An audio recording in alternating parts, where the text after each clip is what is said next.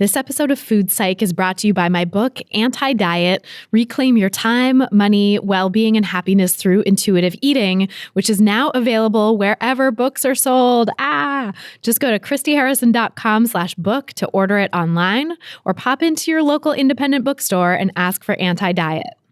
Welcome to Food Psych, a podcast about intuitive eating, health at every size, body liberation, and taking down diet culture. I'm your host, Christy Harrison, and I'm an anti-diet registered dietitian, certified intuitive eating counselor, and author of the new book, Anti-Diet. Join me here every week as I talk with interesting people from all walks of life about their relationships with food and their bodies. And by the way, on this show, we bleep out diet culture stuff like weight and calorie numbers, but we don't censor swear words or other adult language, so listener discretion is advised. Anti-diet revolution, we're for health at every size. Eat the foods you like. Food Psych. Hey there, welcome to episode 220 of Food Psych. I'm your host, Christy Harrison, and today I'm talking with Deb Burgard, a psychologist, fat activist, and one of the founders of the Health at Every Size paradigm, for her second appearance on the pod. We discuss the social justice roots of health at every size, aka HAES, why HAES and weight management cannot coexist, how weight stigma intersects with other forms of oppression, the politics of weight science, and so much more. It's a really great episode, and I cannot wait to share this conversation with you in just a moment. But first, I'll answer this week's listener question. It's from a listener who gives their name as a farmer, who writes, I work in food justice, where my work centers on increasing access to quote-unquote fresh food in primarily low-income communities of color and educating folks on making dietary shifts that are thought to be more health-promoting and better for the environment. I love the work I do, but unfortunately have experienced internal and sometimes external shame for how I eat. In this movement, people often have very polarized ideas about how people, quote unquote, should eat, like that everyone should be vegan, avoid, quote unquote, processed food, buy organic, etc. Some of the rhetoric I hear in these spaces, I'm realizing now, can also unintentionally promote disordered relationships with food, eating, quote unquote, clean, or needing to do, quote unquote, cleanses or detoxes. Even the way we sometimes talk about using food as a way to support our health in a country where healthcare is not always accessible can sometimes sound like we're saying if you don't eat in a quote-unquote health-promoting way, it's your fault if you get sick. I want to move away from food rules and restrictive eating, but feel intimidated trying that in these spaces. I would appreciate advice on, one, how to navigate eating what I want in spaces where people have loud opinions about how we should be eating, especially when those opinions are based in environmental justice. This feels tricky to me. And two, how we can talk about food access issues and climate change without resorting to restrictive eating/shameful language. Thanks. So thanks, a farmer, for that great question. And before I answer, just my usual disclaimer that these answers and this podcast in general are for informational and educational purposes only and are not a substitute for individual medical, mental health, or career advice. So yeah, this is such a great question, and I really identify with this. I talk a lot about these issues in my book because I went through some similar experiences myself, having worked in food activist and community nutrition spaces where there were a lot of strong ideas about the quote-unquote right foods to eat. And I even used to hold those ideas myself back in the day until much later when I realized that those ideas were fanning the flames of my disordered eating. So I think the issue with the kind of food shaming and fear-mongering that goes on in these spaces is that, like you alluded to, it totally fails to take into account the ways in which food justice ideas can and often do create and exacerbate disordered eating and shame people who aren't able to eat according to those rules for whatever reason. Both the health arguments and the environmental arguments for eating in certain ways are really flawed and aren't taking into account the full spectrum of people's needs and abilities and lives and, what it means to be human. So for one thing, in terms of the health arguments, as I discuss in my book, there's good evidence that when it comes to population-level health outcomes, only about 10% of those outcomes are attributable to food and physical activity combined. And only about 30%, or maybe even as low as 25% by some estimates, of those outcomes can be attributed to all health behaviors. So including food and exercise, but also all other health-promoting behaviors as well. And the rest, that 70 to 75%, is due to social determinants of health. So things like poverty, race and racism, experiences of discrimination, including weight stigma, other experiences of trauma, access to healthcare, et cetera, right? And so focusing so much on the food piece really misses the bigger picture when it comes to health, because so much of our health really is determined by these social determinants. And there's also research showing that weight stigma is actually a bigger risk to health than what people eat, as I mentioned a few weeks ago in episode 217 with Kendra and Sonneville. So if we're delivering nutrition messages with a side order of weight stigma, which food justice programs often do, I might add, and I personally delivered many of those messages back in the day myself before I learned the problems with them and the harms that they do. But if we're delivering these messages with a side order of weight stigma, we're actually canceling out any benefit of that nutrition information. So that's really important to keep in mind. And then the other thing I would say is that the environmental arguments painting our food choices as, the thing that makes or breaks the environment, right? It's like it's all up to us and how we eat. That argument is wrong. Corporations are the real problem. Big companies are the real major polluters, real contributors to environmental pollution, greenhouse gas emissions. And the only solution that's really large scale enough to address that is government regulation. Not a relatively small number of people, because let's be real, the people who are making these huge sacrifices in what they eat are still a relatively small number of people compared to the number of people who aren't doing that, right? And this relatively small number of people making these huge sacrifices that are potentially harmful to their mental and physical well-being just aren't going to compare to the government regulation that could happen that could make such a big difference. So for example, a 2017 report found that just 100 companies, and they're major corporations or state-run companies in some other countries, just 100 companies are responsible for 71% of greenhouse gas emissions around the world. 71%. And that's an even greater percentage than the previous report a few years prior. So the number of companies that are responsible for this lion's share of pollution is going up, and the percentage of pollution that they're responsible for is also going up. So that really means that if we want to make the biggest impact and the biggest change possible in terms of reducing emissions, we need to focus our collective energy on electing people, electing representatives who will use the power of their office to stop these polluters, not people who are in their pocket, right? People who are in the pocket of big polluters and want to undo all the existing regulations, which we have seen in the United States in recent years, right? There are lots and lots of elected officials who are doing this in one particular party, not naming any names. But there are also, people across the political spectrum who are not standing up to polluters as much as they should. So that's what we really need to be doing to make the biggest possible impact. And when you're caught up in disordered thinking about food and disordered eating, it can be really difficult or even impossible to devote your time and energy to fighting those fights, those important political fights, to fighting for causes you believe in, because that requires the boring and energy-taking stuff like making phone calls, getting out and canvassing, raising money, and all kinds of things that take a lot of energy and mental focus, which diet culture steals from you. And I know this personally. In my own disordered eating days, I really did not have room for political organizing or activism.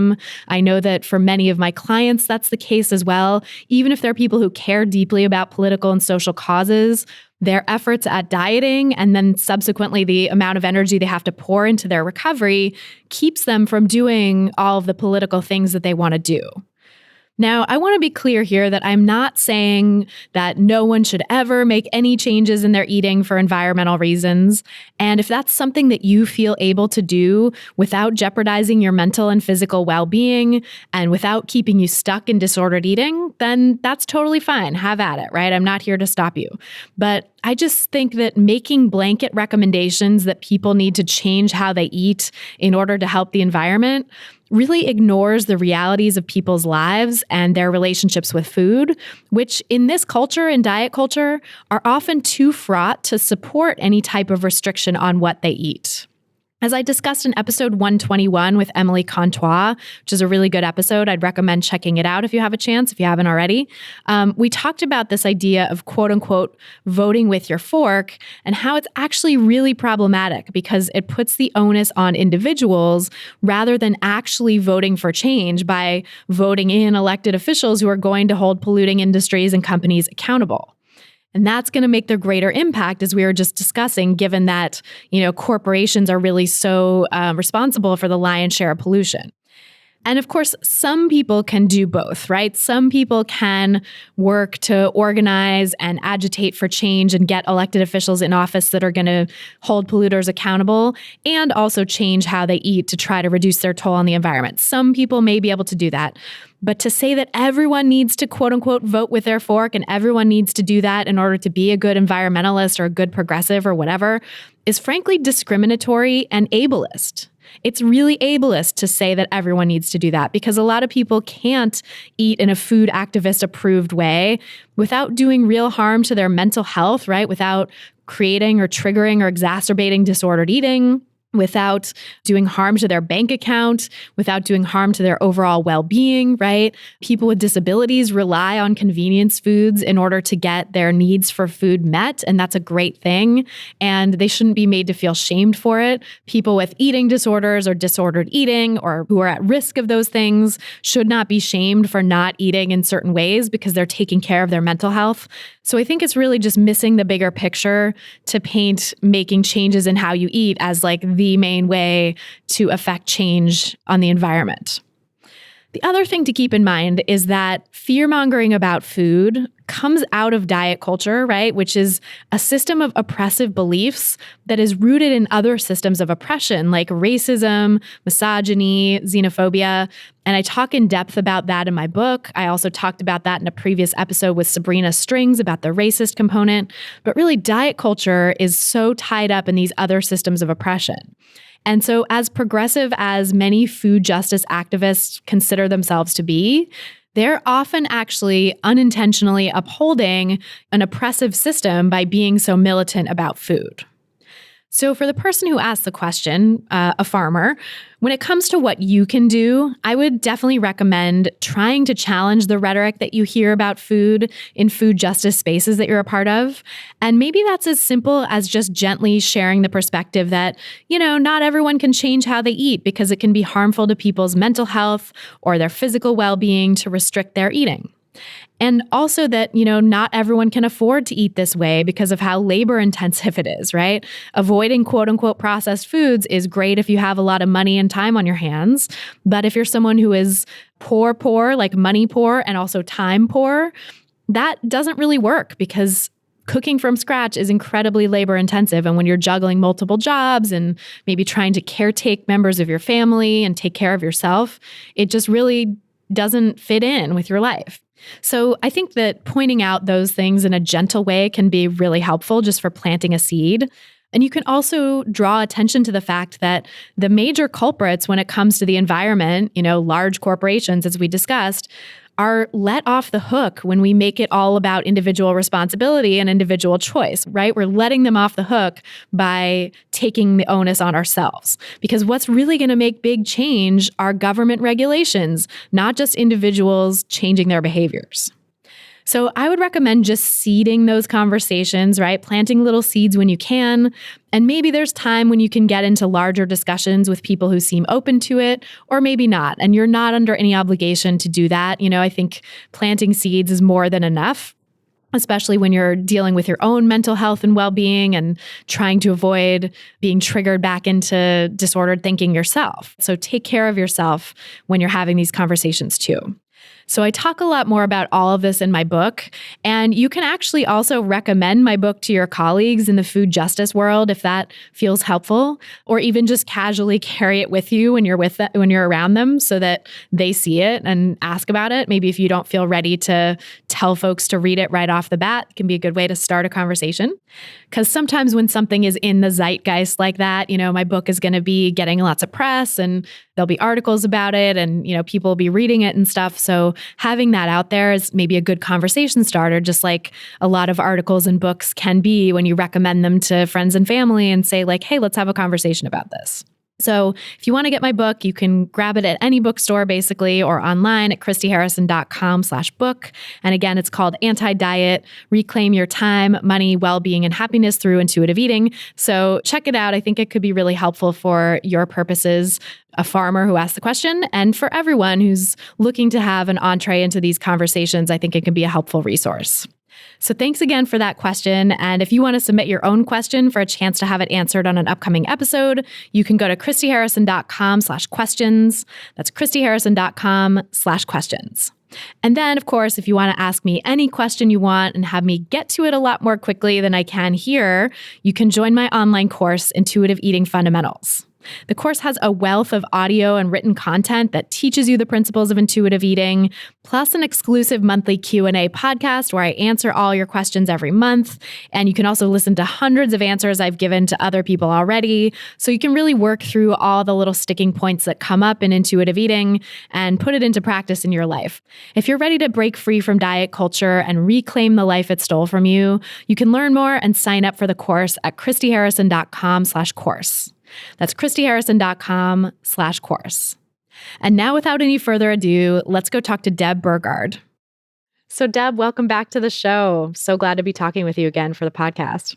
Thank you so much. I hope we can do a better audio this time. It sounds like I'm so sorry for all that from before, but it's such a great opportunity to talk with you again. Thank you for having me on. Yeah, thank you for coming back. It's always such a pleasure to talk with you. And we talked like over 2 years ago, actually, in August 2017, the last time, which is wild to think about. Wow. So people can go check out your episode. And I forgot to write down the number, but it's like one something. It's in the early 100s. So we'll put a link to your original episode in the show notes. But this part 2, I'm really excited about because I want to just kind of go deeper into the science and this cultural moment of health at every size, as we were talking about off mic just a minute ago. And there's just so much to talk about. And you're one of the founders of the Health at Every Size movement. So it's just always great to hear your perspective on things. And yeah, so just first of all, catch us up on what you've been up to since 2017, August of 2017, when we last spoke. Oh my God. I think it's just, there's so much happening that it feels to me like a whirlwind. It's really hard to kind of pick out the themes, and I think probably, my experience of just what we're all sort of swimming in day by day, is probably shared by a lot of people because it's just happening to all of us, everything politically, environmentally, everything, in the realm of social justice. There's just so much going on. So for me, what I think is interesting is that as more and more people kind of find out about health at every size, and as more and more people experience it as a kind of logical way of approaching something, when they encounter traditional ideas and traditional practices around intentional weight loss, I think they're beginning to speak up to people and they're beginning to protest and they're beginning to say, no, this is not what I want. And that's actually causing people who are providing those services to kind of say, uh-oh, this is really happening. This is not just a passing idea. This is something that we have to grapple with. And I think there's a crisis for some people with that because it really is such a different way of approaching things. And when you think about the sort of economics of all of this, the weight cycling industry depends on people continuing to blame themselves for diets not working. And so every single time there's a wave of public awareness about this, and people say, no, we're not doing that, the weight cycling industry is sort of stuck with this old business model that really depends on people blaming themselves and coming back and signing up again. So, I think there are a lot of marketers right now who are kind of going, oh my God, how do we keep making money off the people who want to lose weight, but also have a program that isn't weight loss oriented for the HAES people? You can't. It just won't work, So you get a lot of these sort of hybrid kinds of things that are like health at every size for weight loss, and they're not really health at every size, but sort of the co-optation of these ideas and language for something else. And it's just very interesting to watch, and to try to keep people centered in the social justice roots of this, and in the centering of people who are most vulnerable to the harmful practices and the structures that create so much damage to our health.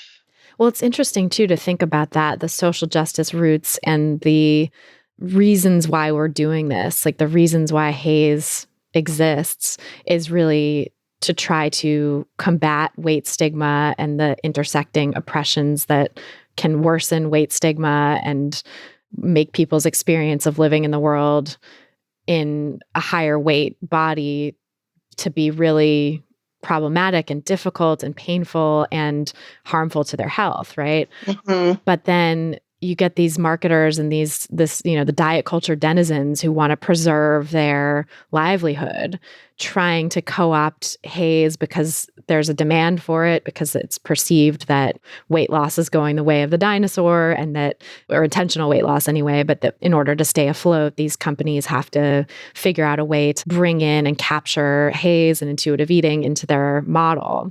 And I think that really is where the disconnect is like, when people are coming to it from that intentional weight loss paradigm, from that diet culture point of view, and trying to say, how can we incorporate HAES into our work? Already that's not going to work, right? Already that's problematic because the whole paradigm is flawed because of these social justice reasons, because any form of pushing intentional weight loss or pushing people to change their eating and their movement to meet a certain standard is oppressive. And I've heard a lot of people recently, I was actually interviewed for a story in a major newspaper. I don't know if it's going to come out anytime soon, but the reporter was like, we're just curious and interested in, the sort of opposition between the HAES field and the weight loss field and why the two can't coexist. And, it's like, oh. And so I tried to convey the social justice aspects of it and the fact that telling people that there's something wrong with their larger bodies is oppression and is weight stigma. And we know that that's harmful for so many reasons, including the human rights reasons, right? Where just everybody deserves to live free from oppression. But it's just interesting to me how sometimes we're being painted, the HAES side is being painted as like these party poopers for not wanting to just compromise. And like, why are you so radical? Why can't you just, come together? Why is any form of intentional weight loss really bad? And people sort of being incredulous. Like, are you really saying that when someone is XXX number of pounds, really high weight, that they're not supposed to lose weight? And it's like, just sort of beating that drum of social justice, I feel like to me is the way that we're going to combat that. But also there are just so many people who don't understand and don't get it, that it feels like sometimes I feel like a broken record. Well, I think it's really another version of, can't we all just get along, and aren't all the sides really equal? And, it's just sort of like, I like to think of this as sort of like egg earthers. They're not flat earthers. They're not really, they're sort of saying between the two sides, there's people who think the earth is round and there's people who think the earth is flat. And so can't we just look for the truth in the middle, And Right. it's like, no, we really can't. It's not in the middle, and the truth is not there. And, I think it gets into people who are in that industry are very well-intentioned a lot of the time, and they're really trying to respond to a lot of desperation that they might see in in their patients or their clients, and that desperation is something that comes from living as a person in a stigmatized group. And I mean, when you say, take me out of this stigmatized group, that is sort of the dominant solution to this desperation. And, it's not a surprise really, because that's the individual model is what is sort of our cultural cachet. Mhm. Like we don't have very good cultural support for and science and action, for doing things on a grand scale for the structural problems that are really, kind of the most major cause of health issues. So it's not really surprising, but it's really important that we really stop doing that we really kind of look at the science, and the science is clear that, these larger issues are so much more impactful. And when we keep kind of clinging to these ideas that are sort of like not really dealing with those things, not really dealing with stigma, not really dealing with poverty, not really dealing with access issues to all kinds of resources, not really dealing with all the different ways that, weight stigma, intersects, as you said, with all these other problems. I kind of think of weight stigma as not something, it's sort of like an element that doesn't exist in nature by itself. It's like very much combines with all these other things. And as it combines with racism, and as it combines with ableism, and as it combines with homophobia and cisgender normativity and all the usual villains, it morphs because, it's not the same story for somebody who's facing those other issues. And I think what's interesting is that, weight stigma is sort of, when people think of weight stigma, most of the time they're thinking of a fat, white, cisgender woman who is kind of in that particular social location, but it's not, that person doesn't represent even the majority of people who are impacted by all of this. So a lot of our research is about that group of people. A lot of our focus is on that group of people, and it's just it's long overdue that we really kind of understand how big of a void, there is in terms of actually hearing from the majority of people who are struggling with these things, So anyway, if you're in a traditional model practice in medicine or healthcare or coaching or whatever, you're going to try to offer this one way of dealing with this stuff, and it's just not adequate at all. It's not adequate for all kinds of reasons.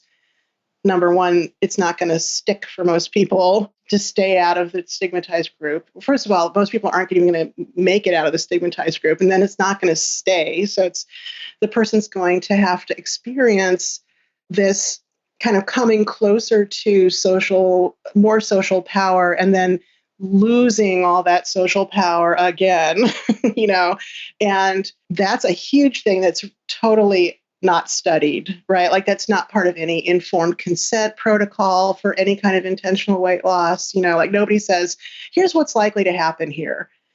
And that's bizarre when you think about it. And there's no research about psychologically, what is the impact on the quality of somebody's life to kind of go through that whole process. Most of the people that I know of who have gone through that whole process talk about an extended period of time where they're avoiding people. They don't want people to see that they've regained weight. This sort of internalization of all these negative ideas about fat people, there's nothing more diabolically effective at getting you to believe the bad press about fat people than going through a weight cycle yourself, And I think that's huge. And I hope that that's something that people will study. And I also hope that they will study how it affects the person who's working with that person, the healthcare provider or the fitness professional or whoever, who's basically just seeing the person do exactly what the negative stereotype predicts that they will do. And it's because there's like no consciousness that it's really a problem because that's what the process does. It's not that the person themselves has failed, because that's not the point of view. Their own weight stigma is also increased. I just think it's like perpetuating the problem to kind of keep prescribing intentional weight loss in that way too. Well, yeah, totally. That makes so much sense because when people have this paradigm, this point of view that weight loss is within intentional and weight in general is within intentional control and individual control, and it's a matter of willpower, then any quote unquote failure to adhere to the diet or to keep the weight off that they lost or to lose weight in the first place. Because like you said, most people don't even really lose significant amounts of weight or escape the stigmatized group with intentional weight loss interventions. And so if the paradigm is this is your responsibility and then it's just getting out of your hands, it feels like you can't keep control over it, then yeah, the individual is going to self-stigmatize even more and feel like they're the problem, they're the failure, their weight stigma is increased. And yeah, for the provider too, if they're seeing it as, well, just eat less and move more, which is like the diet culture prescription for anything to do with weight, then the provider also is like, well, that person's non-compliant. That person can't get it together. And so their weight stigma is increased too. It's such a genius, like evil genius sort of thing that diet culture does, that it plants these ideas of individual responsibility. And really that goes back to so much in our Western culture, I think in general, and especially American culture.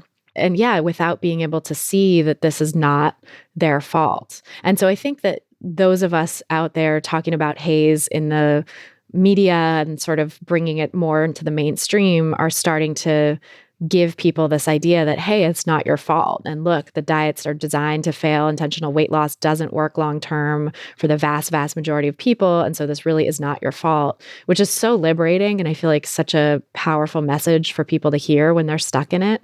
Not that they can always really hear that right in the moment, but I think, for someone who's in the place where they're ready to take that in, I think it's incredibly healing.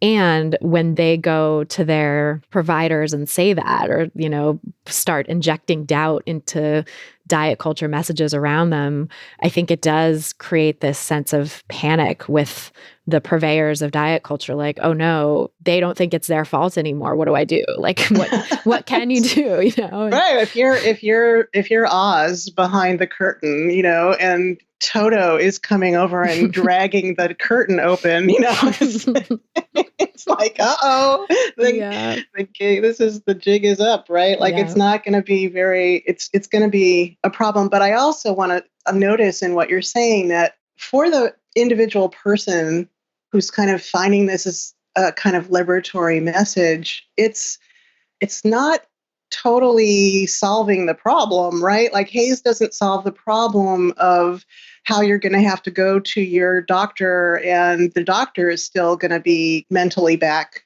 a few paces, And that is why I think it's very important that, people's understanding of what we're trying to do here is not just an individual by individual thing. And as people are, kind of discovering this, there's more and more people to actually join together to change things collectively, and collectively is the way that things actually move forward, right? And so every time somebody has a light bulb go off over their head around this stuff, it's also a moment of profound dislocation from all the kind of connections with people around you who are still thinking in this way, still partaking in diet culture. And I just feel like it's sort of like you suddenly look up and you're like standing on the train tracks and the train is just coming right for you, And I think this is true for people who are anywhere in the drama. I think this is true of people who are individually thinking about this for themselves. I think it's also true of people who are healthcare providers who are kind of like, oh my God, like, how can I not? What's going to happen if I stop weighing my patients? What's going to happen if I stop recommending weight loss for my patients? I mean, there are severe consequences because there are actual structural forces that are sort of imposing all of this on us. And if you talk about evil genius, when you think about the weight cycling industry and how they've basically captured these incredibly highly trained professionals, healthcare professionals who go to school for, 4 years, 10 years, whatever. And all of a sudden they are a marketing force for diets. And for surgery, like for the weight cycling industry, they are the marketing force all of a sudden for this. And they aren't really giving healthcare to people. They are postponing any kind of healthcare for higher weight people until people try to lose weight. I mean, there's actual clinical guidelines that say treat the weight first. Like if somebody has hypertension, if somebody has diabetes, literally there's some clinical guidelines that are sort of like, don't focus on that, which is just bizarre. And of course, there's like zillions of examples of higher weight people not getting all kinds of incredibly important care while their medical care is being held hostage to a weight loss demand. There's joint replacements, there's gender confirmation surgeries, there's transplants. There's just this endless list of problematic rationing. Well, it's really holding healthcare hostage. And I think this is important to kind of look at because it used to be the case that the insurance companies just didn't cover people at higher weights. And so they didn't have to pay for our medical care. And then with the ACA, they have to pay for the medical care. They have to cover people. And I think what's happened is that the site of the discrimination has actually, moved within the healthcare system now. And within the healthcare system, there's all of these guidelines about who can have services and who can't have services. And it has all of these weird implications. People can't get infertility treatment. People can't get abortions. People may or may not be able to access an MRI machine, or the physical part of this is even off limits to a lot of people, right? So it's really terrible. And when you think about all of these things where either you want to go get your health care and you have to run into this blizzard of pushback and denial and rejection and judgment. That's sort of one path. And the other path is to just not go get your health care. And I think this entire body of research that shows a correlation between higher weight people and certain health problems, people look at that and they think, oh, that's fat cells. That's the reason people should lose weight. But I think about it in terms of there's got to be some part of this that is the consequence of this stuff, and the consequence of not having access, and the consequence of not having an experience of your body as something that's cherished, and that the culture says, we're going to help you take care of this. And that entire body of research, it could be the evidence staring us in the face of a health disparity, not something about fat cells necessarily. Or maybe it's both. I'm like happy to think of it in a nuanced way. Mm-hmm. But the part that frustrates me is to think that there's pretty good evidence scientifically that this is causal. And we don't really have to wait for more information about how these kinds of structural discrimination and interpersonal rejection and the facing of stigma, we don't really have to have more data about how they affect our bodies, where we have a lot of data about that. And it's just being ignored. Right. There's literally evidence that experiencing weight stigma in an experimental setting causes cortisol levels to go up. I feel like that is so obvious. And then there's so much prospective data showing that the people who experience the most weight stigma are the people who end up having the worst health outcomes, even controlling for body mass index. So it doesn't matter what size you are, the more weight stigma you experience, the more weight stigma you internalize, the worse off your health is. So I don't understand either how this explanation of it's the fat cells causing all these problems has gotten as far as it has in the face of all of this evidence that not only weight stigma, which is a huge piece, but also weight cycling, we know is an independent predictor of negative health outcomes, and seems to be some pretty good evidence there that to suggest causation too, right? Like a couple of studies have shown that all of the excess mortality risk in a few studies could be explained entirely by weight cycling alone. Yeah, and people like Paul Ernstberger, who, back in the 1980s was trying to get money from NIH to study animal models of weight cycling. And NIH has been so reluctant to open this can of worms. And, but he was doing research on, I think it was rat studies for him, and he was doing research on weight cycling and how you could produce hypertension with weight cycling. It was the very things that are sort of associated with higher weight people. There's two different potential alternate hypotheses to fat cells being the problem. One of them is people who face stigma tend to have a higher risk of hypertension, and people who weight cycle have a higher. It's causal in his studies, right? It's causal in those animal models, right? So this is where people who are higher weight are more likely to have weight cycled, and people who are higher weight are much more likely to be exposed to weight stigma and all the other stigmatizing experiences that come along with whatever other oppressions they are more exposed to. And it's so interesting thinking about that in light of other science, because I've never seen, I don't know if you've seen any sort of mainstream, quote unquote, obesity research, really any research that purports to show a link, whether causal or associative, between higher weight and poor health outcomes on whatever measure that controls for weight cycling and weight stigma. I've never seen them consider that. I've seen weight cycling and weight stigma studies control for other things, but the studies that are purporting to show, no, it's the fat that's causing the problem, never take into account weight cycling and weight stigma from what I've seen. And so it's like, how can they possibly be drawing causal inferences without looking at these things that we know are independent risk factors that could explain some or all of the excess risk we're seeing in people in larger bodies? I just don't get it. Yeah. Well, and part of it is, I think there's so little standardization in any of these areas, right? Like, if you wanted to control for weight cycling, how would you even operationally define it?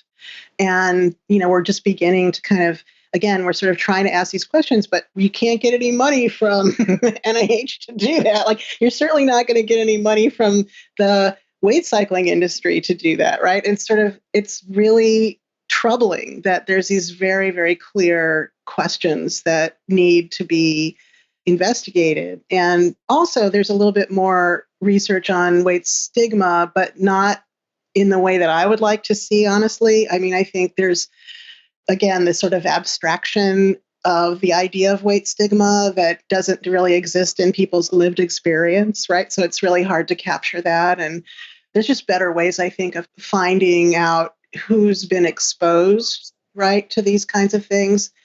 And then, operationally defining that. I mean, most of the measures of weight stigma, like other measures of stigma, it's just as astonishing to me that this is still happening. They basically have items like, because of my weight, I have faced discrimination, or because of my race, I have faced discrimination. And then you have a kind of agree, don't agree thing to answer. And of course, it's not because of your weight, and it's not because of your race. None of that is located in your body at all. It's like even the stigma researchers can't bring themselves to say, because of weight stigma, I have experienced discrimination, or because of racism, I have experienced discrimination. And that is another, I think, example of how relentlessly we kind of locate the problem in the person's body. It's like all roads lead to looking at this one person in their body, and there's something right there that's the problem, when what you really need to do is kind of pull back and be able to see this bigger picture of a person operating in this huge context where the actual problems are. And there's actually a name for this in psychology. It's called the fundamental attribution bias. And it's the name for this phenomenon that if you have a bunch of people who are observing a person who's who's taking some kind of action, mm-hmm. and you later interview the people who have watched that person and you say, why do you think he did that? The people who are watching are going to give you some kind of explanation that has to do with that particular person's personality or character, something to do with them as an individual. But if you ask the person who's the actor in the middle of this, why did you do that? They'll always talk about, well, because I had to move because there was a meteor coming, or I had to leave because I had to go to the grocery to get this thing for my parents, or like there's always some sort of explanation to the person that has to do with this bigger picture, right? But if you don't ever ask somebody about their lived experience, and you think that the people who are the real experts are the people who are the observers, oh, now we have a problem in our epistemology, right?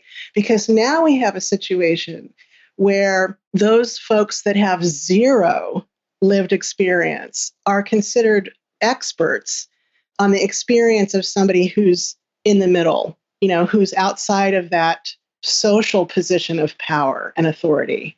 And that is happening with our science all the time, right? Mm-hmm. And so that is another thing that's just fundamentally fucked up. It's just terrible, right? And you see all of this sort of preening among our professional guilds, trying to kind of talk about, well, what's evidence-based and this isn't evidence-based and that's not evidence-based. And when you think about what is it that actually gets funded, what questions actually get asked, what questions are considered important based on a shared sort of worldview, who is the dominant group who is getting access to this machinery, right?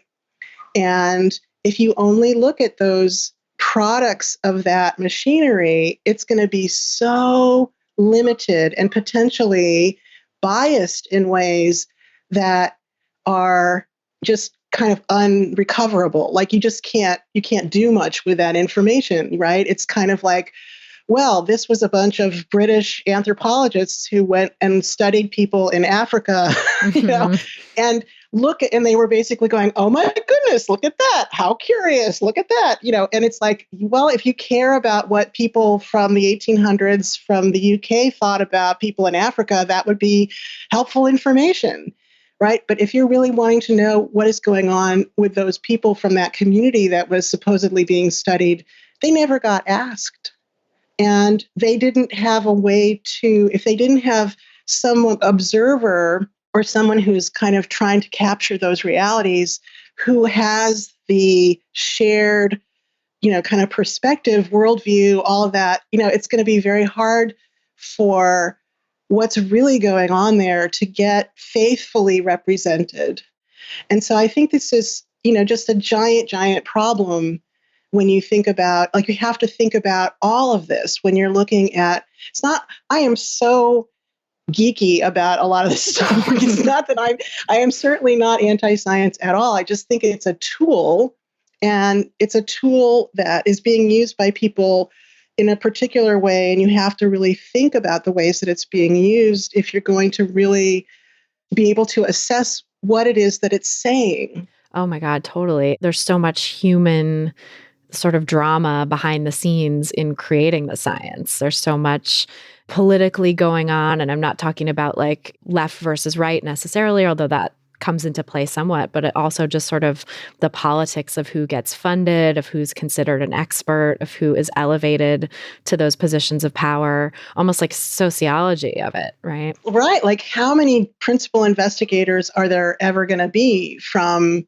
if you're not already in grad school even? Right. Or you're not already a professor. Like that whole world is so dominated by particular groups with privilege that I think we have to really start thinking about a whole different model for research. And that's actually happening. There's some people who are talking about research justice, which is really exciting. It's just so thrilling to me to begin to think, to really listen in on people who are using these insights about how do we do this differently and building different tables from the ground up, and they're doing that with the participation of the people who are the most marginalized, so that there is a table that actually is going to work for those people, as opposed to a dominant group kind of saying, here, we built your table, come over and sit down. And it's like completely inaccessible, right? It's not going to work at all.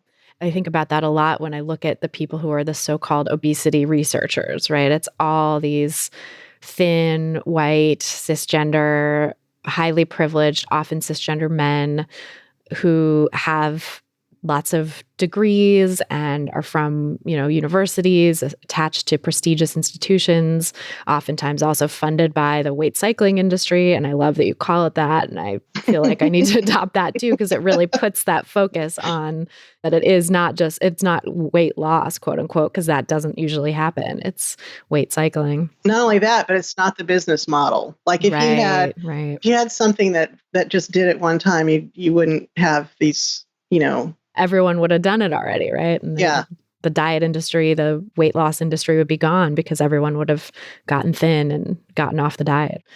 And I think that there are a lot of creative, smart healthcare professionals out there, people who would be put out of a job by people adopting HAES and the culture at large adopting HAES as the model of healthcare in mass. Like there would be this kind of overnight loss of jobs if that were to happen, on one day. But I feel like there's so much creativity and resourcefulness and entrepreneurial spirit in a lot of healthcare providers I see too, that I'm hopeful that there is a way that people can transition out of the weight loss, the weight cycling industry and into a HAES-based career, because I know so many people who've done it, right, at more of a private practice level, but I think there are group practices and people doing somewhat larger scale things, creating nonprofits or tech startups and things like that support HAES and further this mission. And I think there's just so much need for that, to allow people to really do what their souls are calling them to do. I think even within this capitalist system, there are ways that people can get out of the weight cycling industry and into a HAES way of doing business and of doing healthcare and helping people if they so choose. And it's a hard road, and I get the learning curve is very steep, and it also does take a lot of privilege in some ways to get there, like the privilege to go to conferences and, not be working 24/7 so that you can learn about this stuff, the privilege of having that cushion to make the transition and maybe make less money at first, right? And have maybe less demand for lucrative things like weight loss surgery or whatever. But I do think a lot of people in the weight cycling industry already are very privileged, like we were saying. So they might be well positioned actually to make that transition. Yeah. And but the other thing I think I always keep coming back to, just to sort of correct my own tendencies to sort of keep thinking of the individual people here, is to really notice that, if you think about other things that have changed profoundly over time, the people who were doing conversion therapy in the 50s, there's plenty of people working with the LGBT community. There's still people who are absolutely able to make a living doing the work of supporting that community. They're just supporting it in a different way, right? And when you think about the 2/3, supposedly, if we take BMI categories at face value, like the 2/3 of the population who are higher weight people, we don't have anything in common except the stigma that we face. But the truth is that's 2/3 of the population. And it's kind of like, if you can't think about how to have a flourishing service for that group of people, then what's going on? It's a giant group of people with all sorts of things that they're looking for support for, right? So I do think if we could change the structural things that are making people feel constrained about the things that they're allowed to do to kind of be providers for that community, that would change a lot overnight. It's kind of like if you could really change the focus of what you're doing with your higher weight patients and you wouldn't be fired, right? That would be huge. And there are sort of money things that are operating there. Like, again, if those things exist because it costs money to provide services for higher weight people, then you have this headwind all the time, about what is a politically justifiable way to not give services to that community. And yet, if you kind of think about that bigger picture, it's kind of like, well, kind of community what do you want our world to be like? Do you want to be in a world where insurance is only available to the people who never need it? I mean, because that's what we have now. Yeah. And it's not working out so well. It's silly. Except it is for the insurance companies, but not for the people, right? Right. I think that's such an important point. And I think the analogy to conversion therapy is so important to highlight too. And as someone in the LGBT community, I feel like you making that analogy is much more appropriate than me making that analogy. But well, I know it's a complicated thing because all these different things have such different histories, right? And you don't want to kind of collapse everything. But it's partly the case that the oppression is not a different thing. Like white supremacy, white supremacy and capitalism, they're sort of like the engines and patriarchy, like they are the engines of a lot of this stuff. So it's going to kind of have particular manifestations in different sort of historical threads, but there are some ways that it works, that are kind of consistent and things that you can think about with that too. And I think that's the other thing that I think is just so important to kind of help people understand is that if you're working to make everybody one size, that is just inherently racist. And it's inherently tied up with this sort of dominant group ideology that is the opposite of what we claim to want, with our biological diversity and with our social diversity and with our cultural diversity. You can't make your gift to the world that you're trying to make everybody one size. And that's kind of a really important thing to ponder, I think, for the people who are caught up in this, because I think they think, yeah, I've got this advantage and you should have this advantage too. Like, let me bring you over here, so that you can have this advantage. But it's kind of like, well, what if that doesn't sort of address that person's actual lived experience and their identity, right? It doesn't do any good for people to kind of have a conditional sort of acceptance of, as long as you don't ask and don't tell, you can be in the military, like that's not good for anybody's health. Yeah, that's not real acceptance. That's just sweeping it under the rug. Well, and it's also, people being forced into a kind of performance of the dominant group where it's not really you showing up. It's you always worrying that you're going to be exposed in the ways that you're not like the dominant group. And that's an ongoing source of oppression. It's not progress. And telling any oppressed group of people, just change yourself so that you're not, and you don't have these characteristics that are inherent to you in order to escape oppression. That's not justice. That's fundamentally unjust. And I feel like we can see that now, sort of with that analogy of the conversion therapy. I think it's interesting that now at this point in history, we're seeing that when it comes to sexual orientation.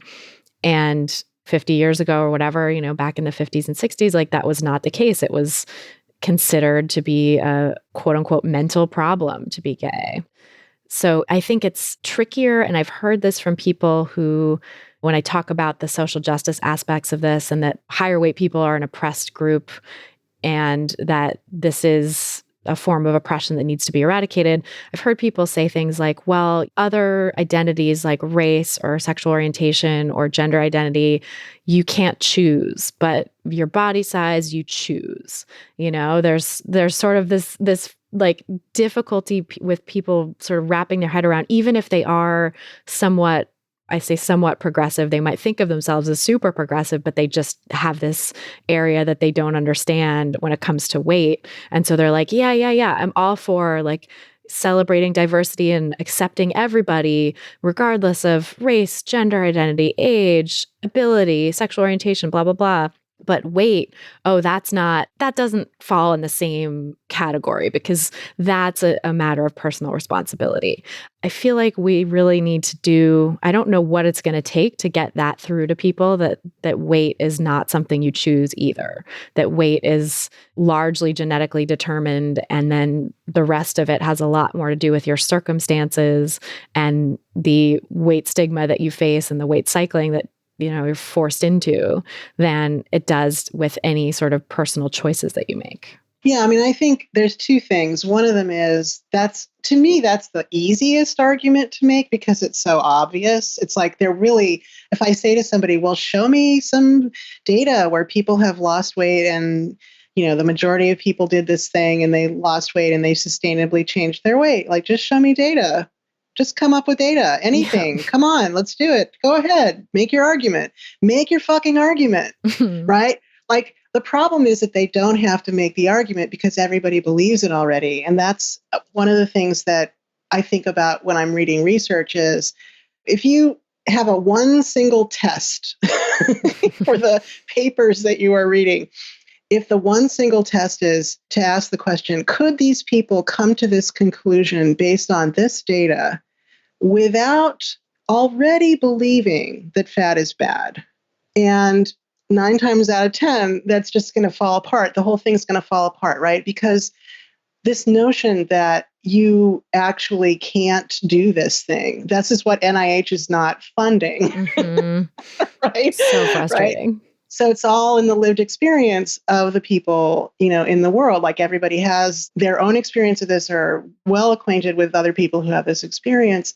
So if we've had 100 years of trying to document people, in any kind of numbers, I'm not talking about the weight control registry, which is a joke, methodologically, but just really on any kind of good faith effort, to kind of document that this is something that is possible to do. That's an empirical question, right? Like that's something we can actually answer. That's not an opinion, right?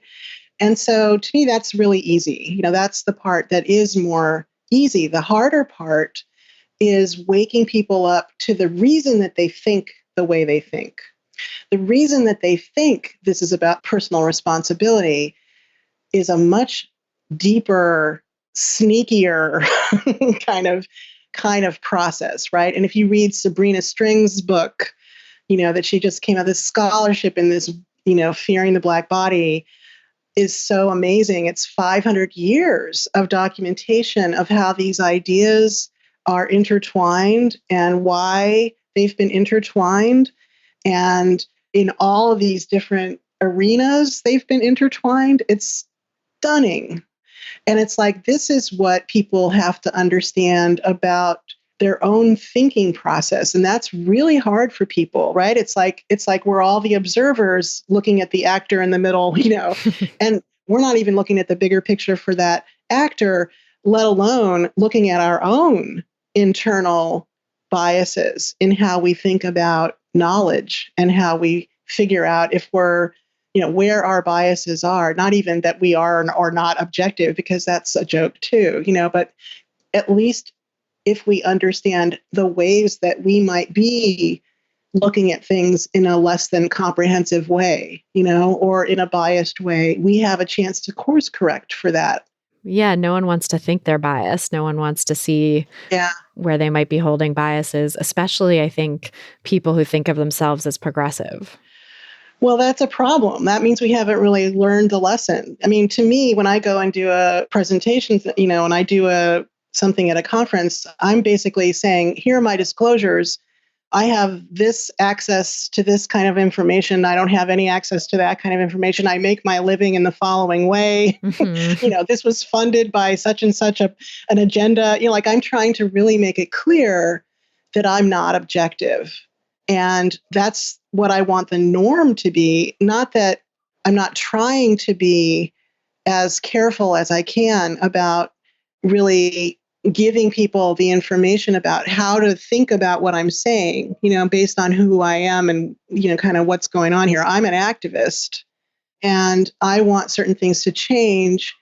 And I am going to present you with what we know from the science. And I'm going to actually ask you to start thinking of these questions, right, that aren't part of a particular study. They're not part of a particular study. To ask that question of, can somebody reach this conclusion, based on this data, if they don't already think fat is bad, that is a practice. That's not a randomized controlled trial,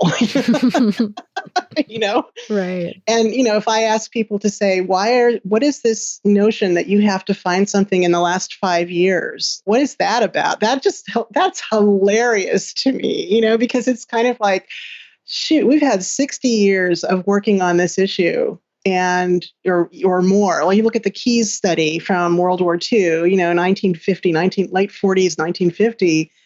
That's one of the most incredibly important, studies of human physiology and weight that you could possibly have, right? And it's not going to happen again. No, that would never pass institutional review these days. Right. Mhm. And so if you think there's been so much progress since then, Right. Oh, in all of this research, you got another thing coming, like it's relentlessly stuck. Right. So it doesn't matter if you're looking at something that's from the traditional paradigm 5 years ago or 50 years ago. It hasn't moved. well, and I think too, this idea that it has to be within the last 5 years, I've seen that too, of, requirements for putting references into slides or articles or whatever, that has to be within the last 5 years. I think that actually gives the traditional paradigm an advantage in a sense. Yes, because of course. I think a lot of those weight cycling studies and studies showing diets don't work happened, up until the year 2000. And so how can we bury that? Yeah. We'll just bury that. Let's just bury that. Yeah. Like the whole world will move on and nobody will remember that this research exists. I know. And the fact that it exists up until that point and then kind of stopped being, there's been studies since then that like a 2015 study comes to mind that was a really large scale study in the UK, but sort of between 2000 and 2015, there wasn't really much. And I feel like, my theory on this is that around the turn of the millennium is when the so-called obesity epidemic became a thing, when it was termed an epidemic, when it was codified into public health policy. And do you know why? Oh, the BMI. Well, you tell me, what is your thinking? Yeah. So the history at the time is kind of interesting. So if you read in 1981 or 2, there was a book called Dieter's Dilemma that was a bestseller. Mm-hmm.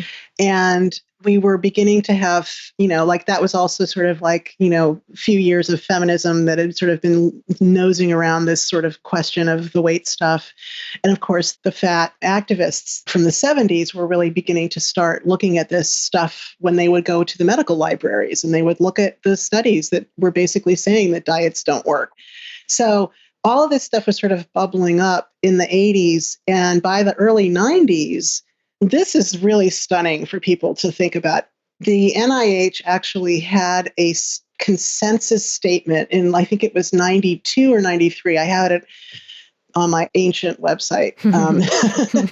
But they were basically saying, if you don't see any data that is at least 5 years out on the majority of the participants in a particular weight loss study, this shows what's going on with all of those people.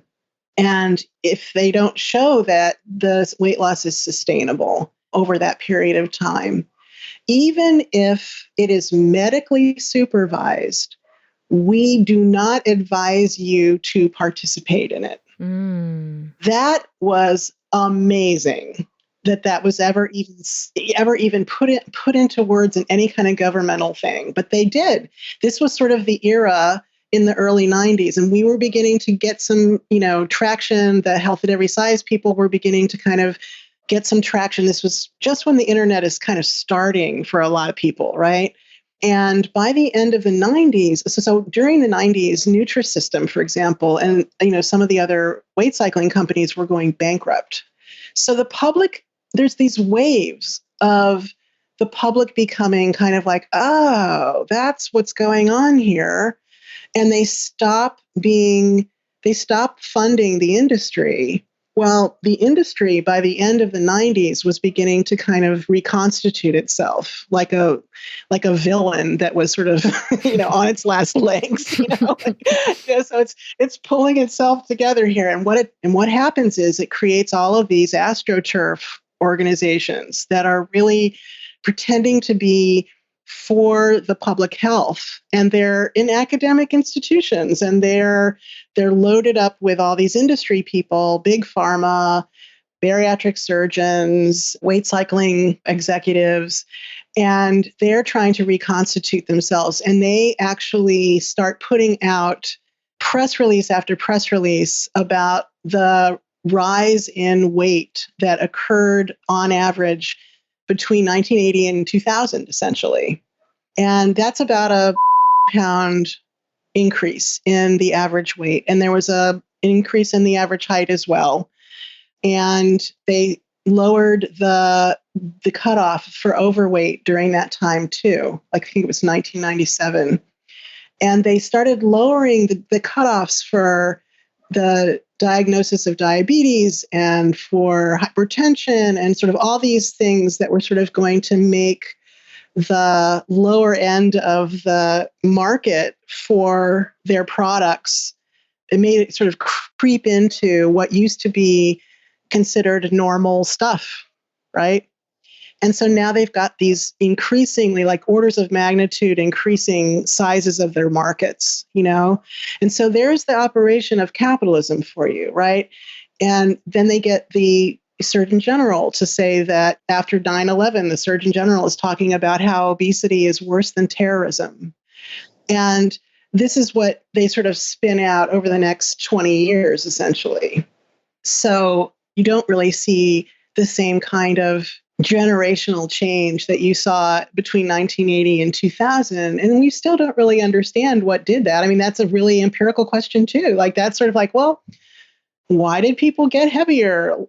Do we care? Like maybe we should, or maybe we don't have to. Like what, that's another question. But I don't think very many people understand how small that was for the average. I mean, when you're talking about a population average, that's a big deal change, right?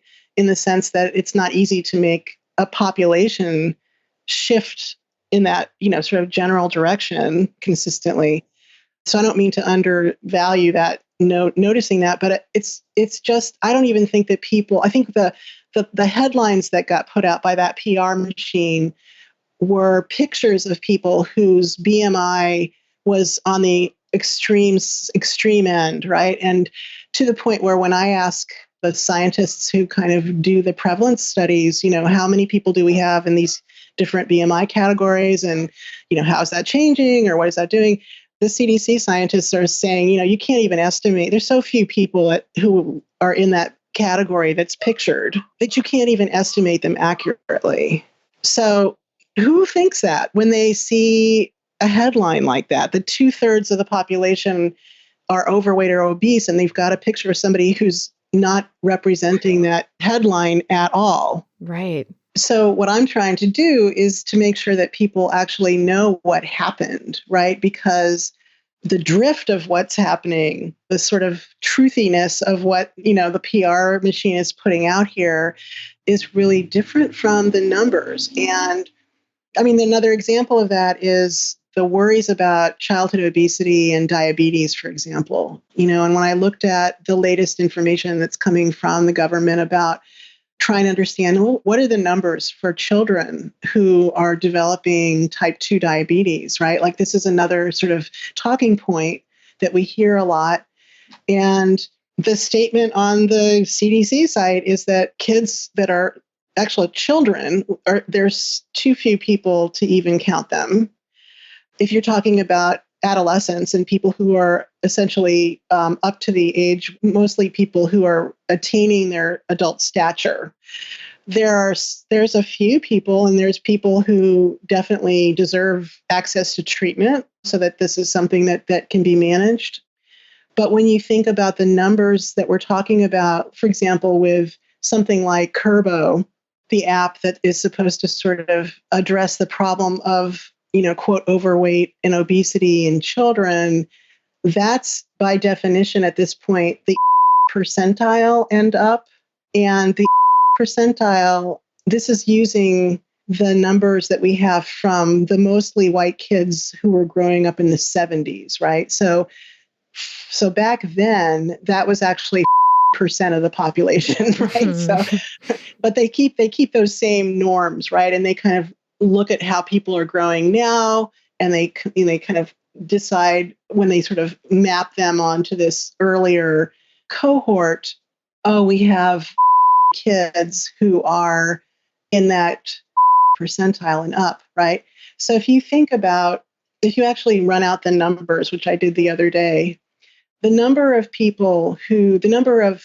youth who are mostly 18, 19, who are being diagnosed is 0.34 per, is it 10,000, or I am not looking at the numbers right in front of me, but I think it's per 10,000, but I have to go back and check for sure. So that's way less than 0.34%. That's like 0.000. Yeah. So if you look at 33 and 100 are the kids that are going to be subjected to these interventions, right?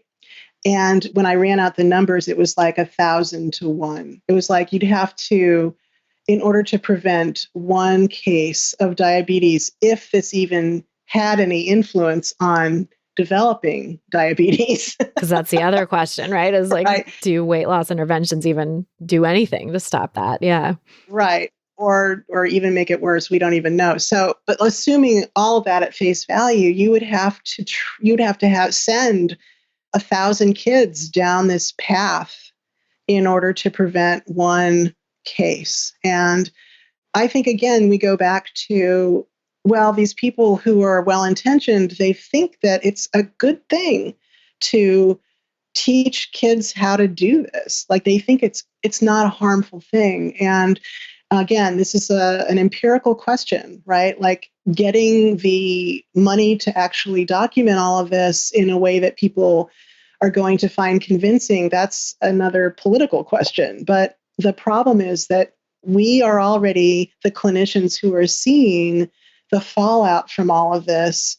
We've been seeing the fallout ever since we started working on this model. That is why we started working on this model back in the 80s, was because we saw what happens before and after. We're seeing people 10 years later, 30 years later, and we see the devastation of people having their minds taken over by these ideas. It's really an ideology that is incredibly harmful to the way you think about yourself, the way you think about your body, the things you do in actual day-to-day practice, the connections that you have with other people, your relationship with food.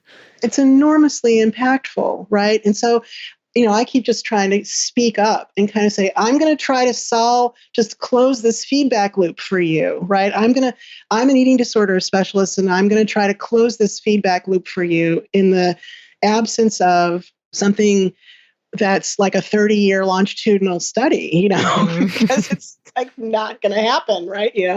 And I want you to please pay attention to this. And so I think what we end up doing is arguing across these divides where, the people who are doing this are kind of going, well, don't you people just think there's never any health impact to weight, and aren't you worried about what's going to happen to these kids if we don't, prevent something from happening now, and, they're really earnestly kind of asking me these things. And I'm kind of saying back to them, let's just try to look at the implication here of what you're saying.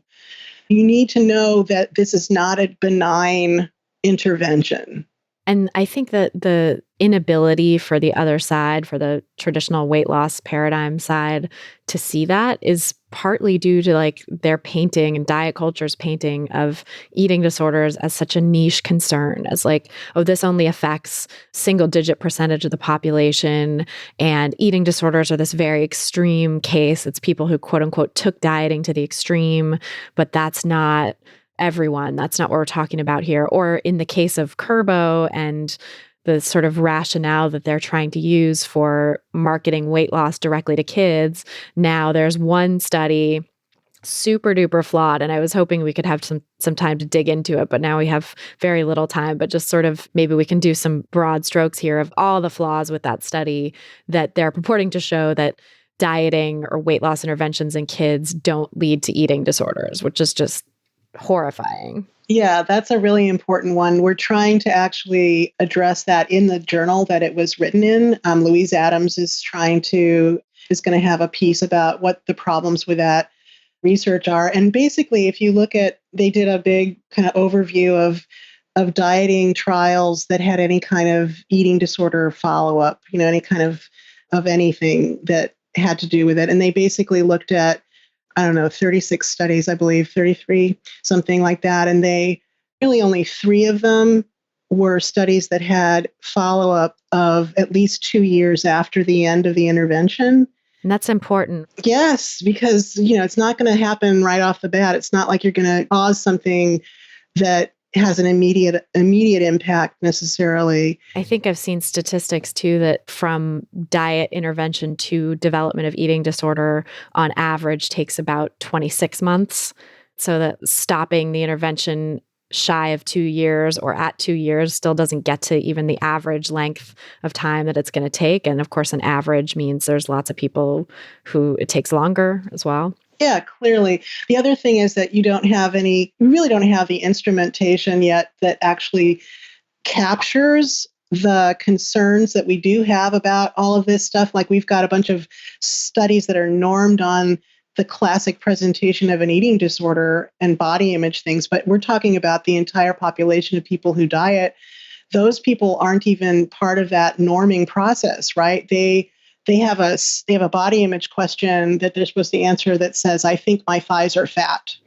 Right. And you're kind of like, oh, how do I answer this? Like if I'm a fat person who has fat thighs, like how do I actually answer this? It's just a mess, right? But the point being that I think there was less than 200 people who were sort of covered by that entire global review, and they're acting like we have solid evidence that there's no problems here. Well, actually, even in that review, that one of those studies was an article that was all about the problems, and they just left it out, And so, yeah, when you see a study that says there aren't problems here, as opposed to we don't have much evidence that actually tests whether there will be problems. You've got a biased presentation.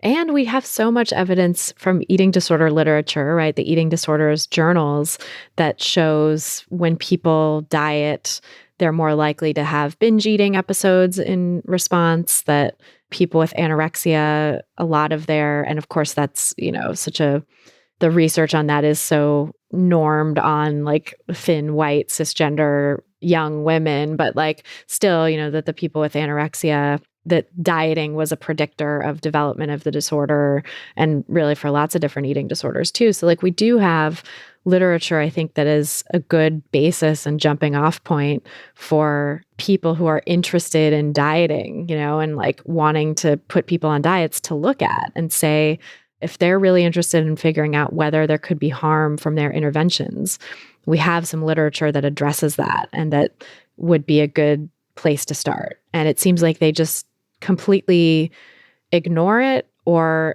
try, as in this study that we're talking about, the study that's purporting to show weight loss for children is safe, weight loss interventions for children are safe. It's like the study was created in direct opposition to the eating disorder research that exists. Like the study question seemed to be formulated around like, let's disprove this research that exists, showing that, people tend to develop eating disorders or more likely to develop eating disorders after dieting. Well, one of the major methodological problems from even the way that the research is sort of formatted, right, is really inherent in what you just said about the definition of anorexia, right? If you have a bunch of people who actually have anorexia ultimately, but they just start at a higher weight, they may never look emaciated, but they are the people who are in these interventions. They are the people who are getting slapped on the back for maintaining their weight loss, even if they never get thin enough for anybody to sort of recognize them as having an eating disorder. And those are the people that don't get diagnosed for years and years and years because they're trying to subsist on some ridiculous amount of food. Their hair is falling out. they have orthostatic vitals. They're doing all this exercising. All this stuff is true. And they're terrified that, they're going to get heavier again. In their case, the worries about what will happen have a greater credence in a way that, they will face more weight stigma because they're already in that group facing weight stigma. And it just becomes really complicated. I think what's really at stake here is if you're a researcher and you're wedded to this intervention and you think, well, it doesn't hurt most people. The most people that it doesn't hurt are the people who regain weight, right? That's what a normal body does is it heals. It heals from a famine. So those, whatever that percentage is, the 80, 90, 99, whatever that is, most people are going to return to a higher weight. And there are probably sequelae that are going to be part of that we haven't really measured yet. But those are the healthy people, right? And the people who have the genetics to develop anorexia, whatever weight they end up being, whenever you see those symptoms and those physiological impacts and those cognitive impacts at a lot of different weights, right? And those are the people that can't be distinguished by this approach because they're the people who are in your weight control registry. Right. The quote unquote success stories, dieting success stories. Right. And even in that registry, most of the people are regaining weight, right? But there's this tiny little group. And how do you tell the difference between somebody who's genuinely, this idea that there's some unicorn out there where you started off a mastiff, but you became a greyhound, Right. Like you changed your species, like your underlying physiology somehow magically shifted here. You're not just a starved mastiff, How are we supposed to tell the difference, right? I think there's just a pretty scary idea in there that's hard for people to face when you're committed to that kind of model. Right. Because looking at, I even tried to get some data from the National Weight Control Registry. Good luck. Yeah. When I was writing my book, because I talked about the registry and how research that's been done on people in the registry shows that they have quote unquote striking similarities to people with anorexia nervosa, right? Not going so far as to admit maybe a lot of these people do actually have anorexia nervosa. They just are in higher weight bodies and so never were diagnosed. But, looking at, does the National Weight Control Registry even control for this, even look at eating disorder behaviors and symptoms in their participants? And what I got from their spokesperson was a response that they look at binge eating and they look at bulimia, but they don't look at anorexia or restraint behaviors because these people are too heavy to meet the criteria for anorexia. So therefore, it's not possible that they could have anorexia. And as long as the DSM is filled with this kind of bullshit, that there's got to be some sort of weight criteria to this. Is somehow a different thing if you start at a higher weight? Like it's a different disorder? Like really? I know. Come on. Can you think of any disease that's true or that's true? Like it's so silly. Like there's just some sort of magical truth about these BMI cutoffs, that is not just a completely arbitrary thing. It's just weird. It's completely bizarre. And yeah, it totally does not exist in any other disease too, which is, I hope the DSM continues to evolve because it is nice that in the DSM-5, there's at least the quote unquote atypical anorexia. Ugh, gross. Yeah. Right. Typical, Right. Typical. atypical Yeah, anorexia. exactly. That is probably the most typical form of it that exists. And so hopefully that'll continue to evolve so that we can have a little more diagnostic ability to push back on these distinctions that the weight biased side loves to make, because until it's seen and sort of obvious that people in larger bodies who are the so-called success stories now of losing weight and keeping it off are actually incredibly disordered and suffering and starving themselves and overexercising and in a very painful place. Not to say everyone across the board who's a so-called success story does that, but it seems from the data and from the lived experiences of people that I've talked to who have been so-called success stories that, you know, they really are suffering in order to maintain that weight loss. And until we can really codify that and, you know, have the other side understand that, I feel like they're just going to be able to say, oh, eating disorders are just this niche concern and this is nothing to worry about, you know, nothing to see here. Until we have the measures that can pick up the actual things that are happening for people, even when they don't develop an eating disorder, things like how does it feel to come closer to, you know, social approval and then lose it again? You know, how does it impact your life to be hiding in your house or putting things off until you try again? How does it impact you to not go into your doctors because the last time they saw you, you had lost weight, but now you've regained it back? You know, there's just a million examples of kind of the impact on people's lives, and also the psychological impact of, wow, I really am fulfilling the negative stereotype about fat people here. And what's the damage to the relationship that you have with other people who are kind of pitying you or kind of ashamed for you or are frustrated with you? Like, how do we capture all of that? Because that's what's going on, right? And that is not an eating disorder necessarily, but that's a huge thing that matters in people's lives, along with all the other things I haven't even thought of. And no one, you know, like it's like there's like, until we actually get that we have a research area here to study, and this is something that we need to ask people, what is your experience of this? We're going to get a boatload of data about this stuff if we just ask. Any researchers out there in the audience, I think this is a great area of research to start focusing on, for sure. When I was doing my dissertation way back in the day, one of the things that I was so thrilled by, I mean, these were the days where people were sending me in a paper questionnaire.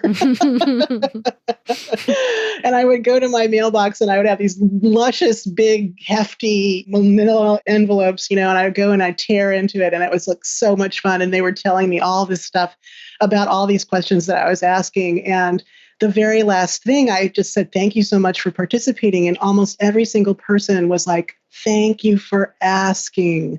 No one has asked, you know, and it was just moving, you know, and I think about that.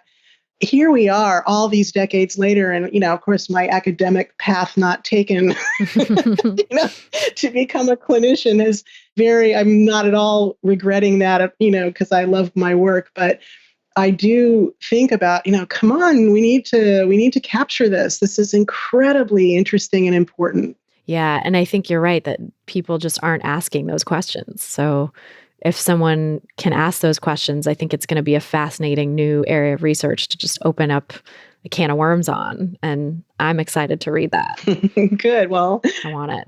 Yay, more books. And when I make my millions, I'm going to fund it too. That's my goal. You know, if I ever do get to that point, I want to fund this kind of research because I think it's so important and so undervalued. Awesome.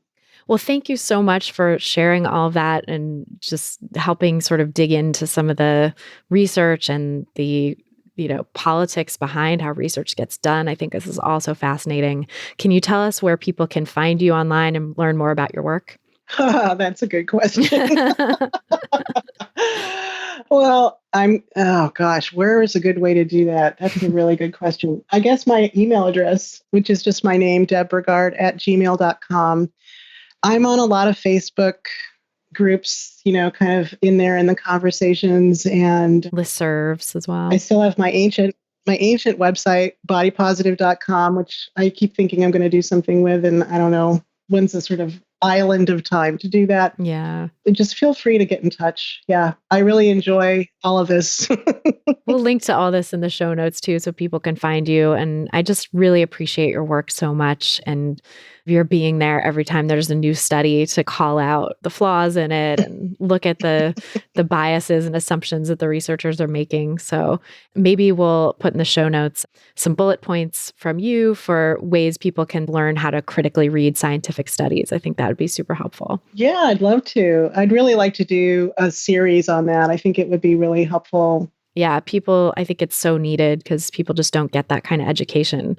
And then we read these headlines about new studies and it's like, oh my God, no, what's happening? So, to be able to have that resource, I think is super important. That'd be great. Well, thank you so much, Deb. It's always such a pleasure talking with you. Thank you, Christy. It's great for me too. I love it. Aw, thanks. So that's our show. Thanks again so much to Deb Burgard for joining us on this episode, and thanks to you for listening. If you've gotten something out of this podcast, please help us reach more people who need to hear the anti-diet message by sharing this episode and subscribing to the pod on Apple Podcasts or your favorite podcast platform. You can see all the places to subscribe at christyharrison.com/subscribe. That's christyharrison.com/subscribe. If you're looking for some practical tips to help you get started on the anti-diet path for yourself, you can grab my free audio guide, 7 Simple Strategies for Finding Peace and Freedom with Food. Just go to christyharrison.com/strategies to get it. That's christyharrison.com/strategies. To get full show notes from this episode, including all the resources we discussed, plus a full transcript, just go to christyharrison.com/220. That's christyharrison.com/220. And to get the transcript, just scroll down to the bottom of the page and enter your email address. This episode was brought to you by my book, Anti-Diet, Reclaim Your Time, Money, Well-Being, and Happiness Through Intuitive Eating, which is now available wherever books are sold. Just go to christyharrison.com/book to order it online, or pop into your local indie bookstore if those still exist in your area and request Anti-Diet. A big thanks, as always, to our editor and sound engineer, Mike Lalonde, our community and content associate, Vinci Chue, and our administrative assistant, Julianne Watasik, for helping me out with all the moving parts that go into producing this show every week. Our album art was photographed by Abby Moore Photography and designed by Meredith Noble, and our theme song was written and performed by Carolyn Pennypacker Riggs.